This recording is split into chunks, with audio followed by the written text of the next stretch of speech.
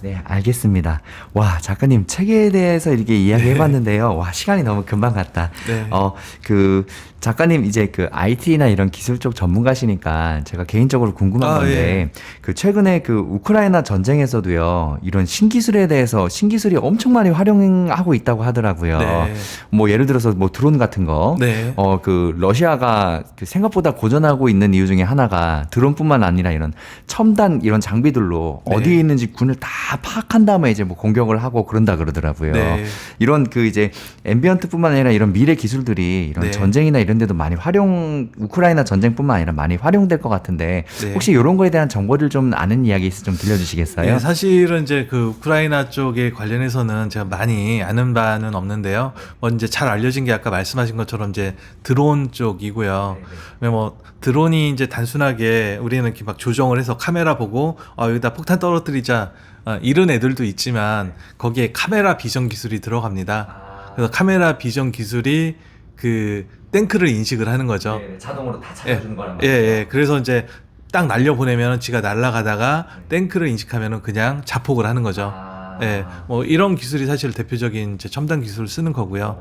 또 하나가 또 많이 알려진 것 중에 하나가 이제 그 일론 머스크가 운영하는 스페이스X 거기에 이제 그 스타링크라고 하는 저기도 위성 서비스가 있는데 이제 그게 또 제공이 되는 거죠.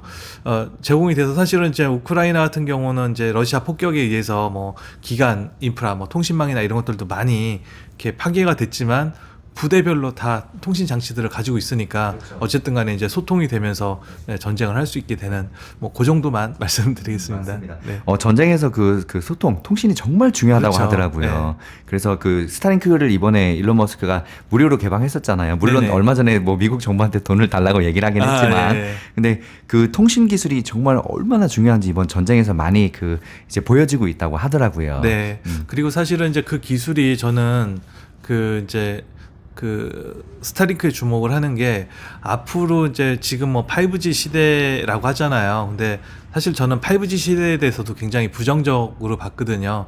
기술적으로 이제 LTE에 비해서 크게 달라지는 게 없습니다. 그렇죠. 잘 모르겠어요. 뭐 2배인가 빨라졌다는데 예. 잘 모르겠어요. 그러니까 뭐 맨 처음에 나올 때는 20배가 빨라진다라고 이렇게 얘기를 했는데 전혀 그렇지 않아요. 예, 이거는 이제 사실 어떻게 운용하느냐에 따라 달라지는 거고 특정한 공간에서만 20배가 빨라질 수가 있거든요. 근데 그거는 그냥 핸드폰 LTE 플러스 고속 와이파이를 써도 그 정도 속도가 됩니다. 그래서 이제 이거는 의미가 없는 거고요. 결국은 항상 어디서나 그 빠른 속도를 좀 제공해 줄 수 있어야 되는데 그 개념이 이제 6G거든요. 거기에 이제 적외도 위성들이 사용이 되거든요. 그래서 이제 그 스페이스X 스타링크는 그거에 대한 기반을 벌써 이제 잡아 놓은 상태고요. 아마 만약에 앞으로 이제 한 7년, 8년 정도 후에 6G 서비스가 시작이 된다라고 하면은 거의 모든 통신사한테 위성 서비스를 제공하는 회사가 되지 않을까. 뭐 7, 8년 남았기 때문에 뭐 스페이스 X의 주식을 사시려면은 한참 기다렸다 사셔야 되겠지만 그런 흐름 같은 것들은 좀 알고 계시면 좋을 것 같습니다.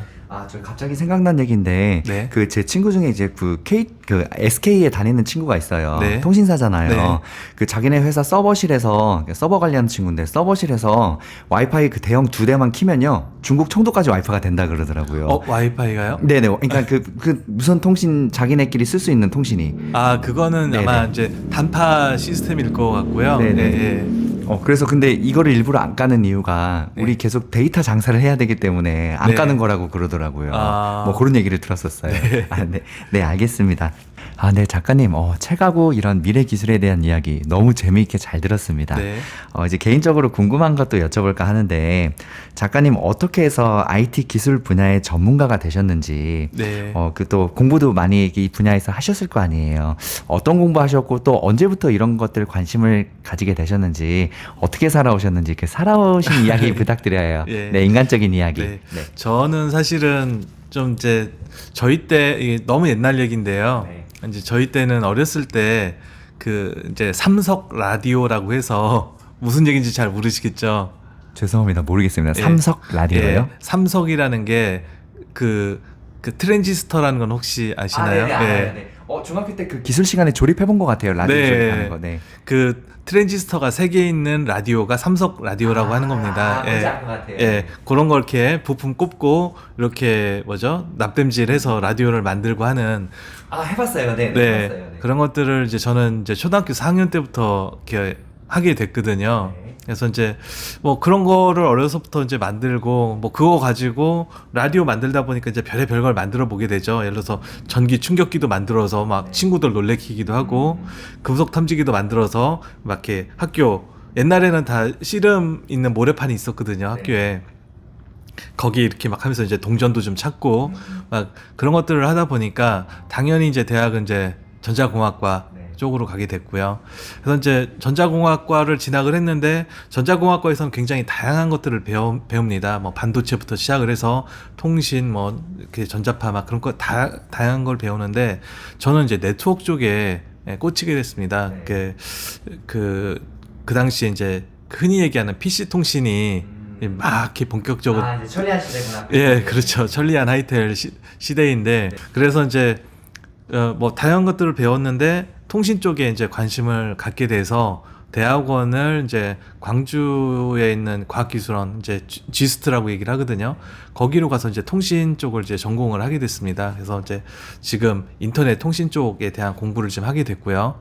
근데 공부를 하다 보니까 이제 그런 생각을 좀 하게 됐습니다. 제가 대학원 다닐 때 논문을 한 40편 가까이 썼는데, 예, 이게, 그 논문, 좋은 논문 쓰는 것도 중요하지만, 결국은 아까 말씀드린 것처럼 기술이 비즈니스화 될 때, 사람들을 위해서 사용될 때 의미가 있다라는 생각이 들어서, 맞습니다. 예, 보급이 돼야 되니까. 그렇죠. 그래서 이제 경제, 뭐, 마케팅, 그런 쪽, 책들을 좀 많이 그때부터 읽게 됐습니다.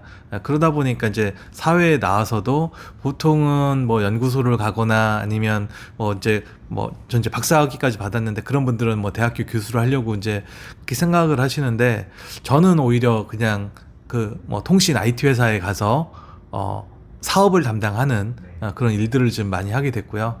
사업 쪽 일을 하다 보니까 기술도 좀 알아야 됐고요. 근데 이제 뭐 기술 백그라운드니까 기술은 어느 정도 됐고 이제 실전을 뛰면서 이제 비즈니스 감각을 좀 익히게 된 거였죠. 그래서 오히려 이제 그러면서 이 기술이라는 게 그냥 기술 자체를 발전시키는 거는 아무런 의미가 없다. 예, 정확한 목적을 이렇게 바탕으로 아니면 활용처를 가지고 기술이 발전이 돼야지만 의미가 있다라는 생각을 더 강하게 하게 됐고요. 그래서 이제 아까도 이제 뭐 메타버스라든지 뭐 여러 가지 기술들 말씀을 드리면서 이제 그런 이게 당장에 현금화가 가능한 기술이냐 아니냐, 수익화가 가능하냐 아니냐 이런 부분들을 굉장히 좀 냉철하게 좀 보는 편입니다.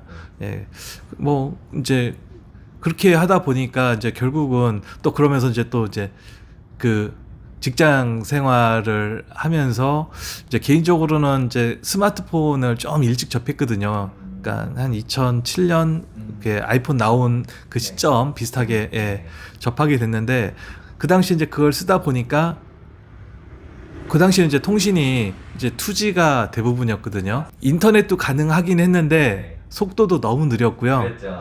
조금만 쓰면은 데이터 용료가 너무 많이 나와가지고 맞아요. 엄청 비쌌어요.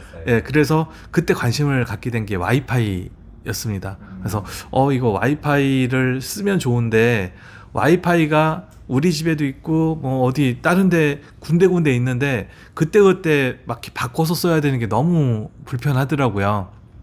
그래서 이게 여러 곳에 있는 와이파이를 다 묶어서 그냥 핸드폰으로 자연스럽게 어디를 가든 간에 쓸 수 있으면 굉장히 좋지 않겠나라는 생각을 하게 됐고 그래서 이제 맨 처음에 이제 삼성을 다니다가 그 당시에 혹시 기억하실지 모르겠는데 LG 데이콤이라는 회사가 저 알고 있습니다. 마이LG 070이라는 인터넷 전화 서비스를 했습니다. 그랬는데 그 인터넷 전화기가 와이파이를 통해서 맞아요. 인터넷 전화를 하는 거기 거였거든요. 안 뜨는 거였잖아요. 네. 그래서 이제 와이파이 공유기가 집집마다 뭐 전국에 한 200만 대 정도가 깔려 있었거든요. 네. 그래서 얘네들을 다 묶어보면 굉장히 좋겠다.